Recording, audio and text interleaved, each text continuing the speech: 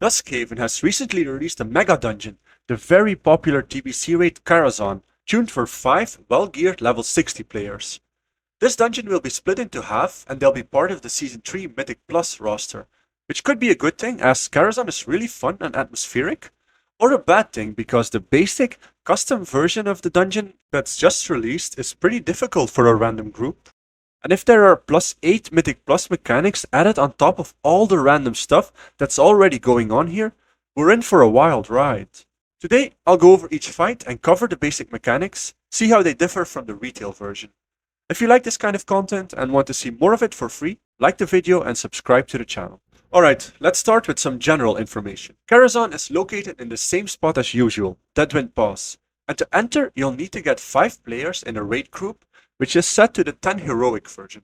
Don't do the normal 10 version, that will scale the mobs up to level 70 values, which I've discovered to my crushing defeat. There's a weekly quest which grants you a tier 2 token, some vanity tokens and a random mythic +8 key. All in all, a very decent reward, and this quest will be the main reason people will be doing Karazhan. Loot-wise, all bosses drop marks of the raider, and they've got a chance to drop some loot. The items which drop here are basically the level 70 items scaled to level 60 and or modified. The eye level is around 66 to 75. For example, check out the Mithril Chain of Heroism level 70 retail versus level 60 Duskhaven. If you're not completely decked out in tier 2 gear, the bosses are definitely worth doing. If nothing else, they're good practice for the upcoming Season 3. There's also way less trash here than in the raid version.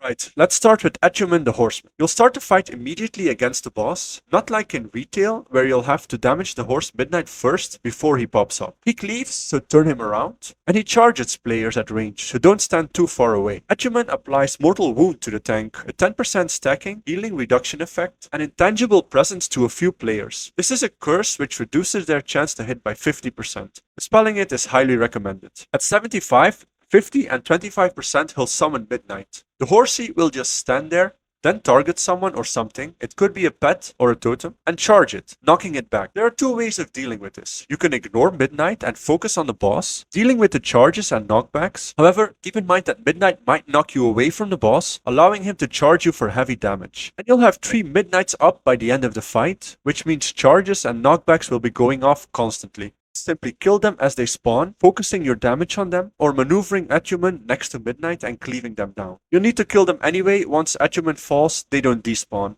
Moving on to Morose, who also has some similar mechanics to his level 70 version. He'll gouge players and rage at low HP, and frequently vanish and then put a 5-minute bleed on them. He will also throw poison bottles on the floor, simply move out of them.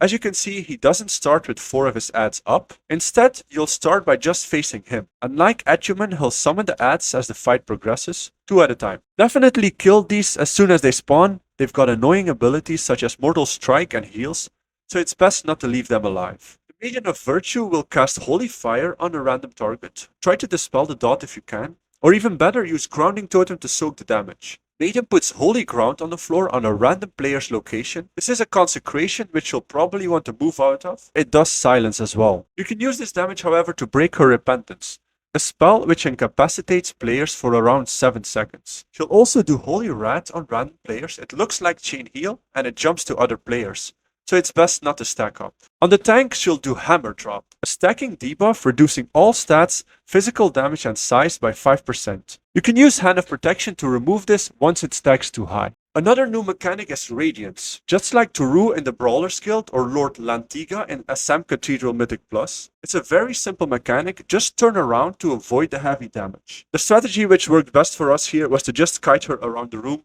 moving out of the consecration as soon as you can. Next up is the now RP-less Opera event, which is just a big bad wolf. The others aren't an option as far as I can tell. The wolf will stun and fear sometimes, so use Tremor Totem if you have it. They'll also turn a random target into the little female gnome, which also puts a bleed on them. This damage is pretty negligible though if your healer isn't sleeping. The wolf's got an enrage and his melee damage is pretty hefty. Even on a decently geared Feral Druid tank, I was getting frequently hit for 3 to 4k plus. The wolf also casts Furious Roar, increasing melee targets damage taken by 1%.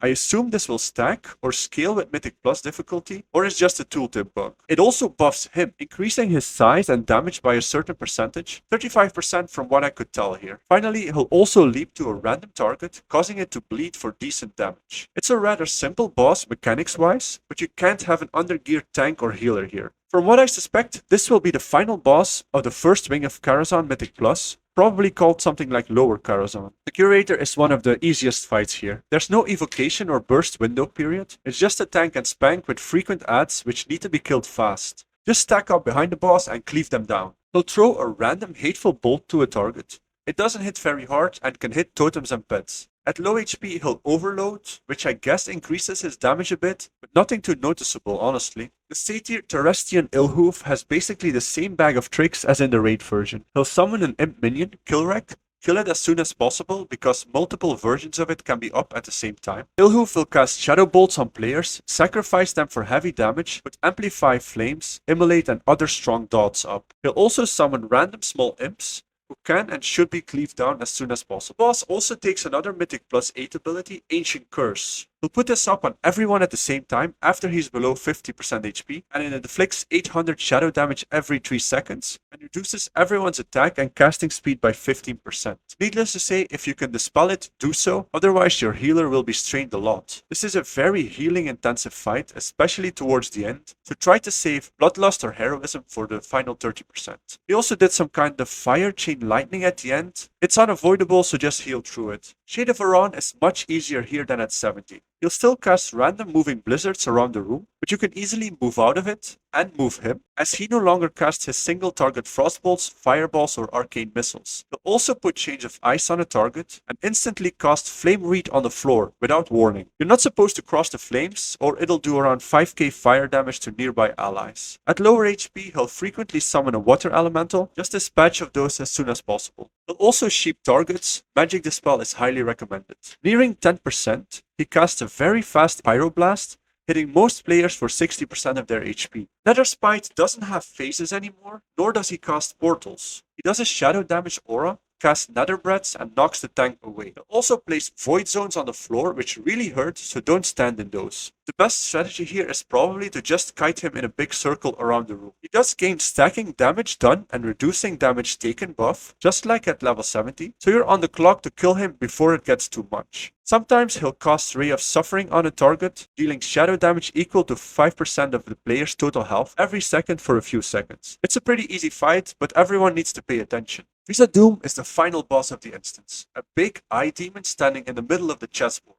His mechanics are easy in principle, but could be challenging as they're a moderate gear check. There will always be an entropic aura up, increasing time between attacks by 25% and reducing casting and movement speed by the same amount. Its main gimmick is spawning adds and cannons, both of which will need to be killed as soon as possible. The adds aren't that dangerous and they die fast, provided your tank picks them up, but the cannons knock back nearby players and do AoE Rain of Fire on a location, so move out of that. He'll also cast Seeping Darkness on random players, hitting them for quite a lot of damage, and putting a 10-second magic debuff on them, almost certainly killing them unless they're healed or dispelled. It can also hit pets or totems, so a shaman is highly valuable here. Your tank will also receive a stacking debuff, Crunch Armor, which decreases the armor by 25% per stack. You can Hand of Protection this off once it starts getting too high. It doesn't seem to be tuned right at the moment, or maybe my mathematical skills aren't that great, but I was down to 8000 armor after having it stacked to 100% armor reduction, which doesn't seem to make sense. Finally, he'll frequently put Tongue Lash on the tank, a magic debuff which increases damage from magic by 50% and reducing movement speed by 30%.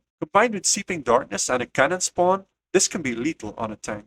Provided your tank picks up the adds and the DPS kills them, this fight is mainly on the healer. It's very intense and the damage can be high, but it's a pretty fun and engaging custom fight. One final thing to note, as you can probably tell, there is no Prince Malchezaar. The path forward is currently blocked off by an invisible wall with the boss level Greater Flesh Beast as extra security. Nightbane isn't present either, and there's no loot for him, so I'm guessing he won't make an appearance. It would put too many bosses in the upper tier of Karazhan, unless they make him the final boss of the lower part.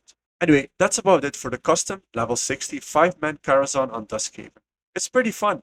And this kind of custom stuff is exactly why I like playing on this server so much. Hope you learned something. Thanks for watching and see you in the next video.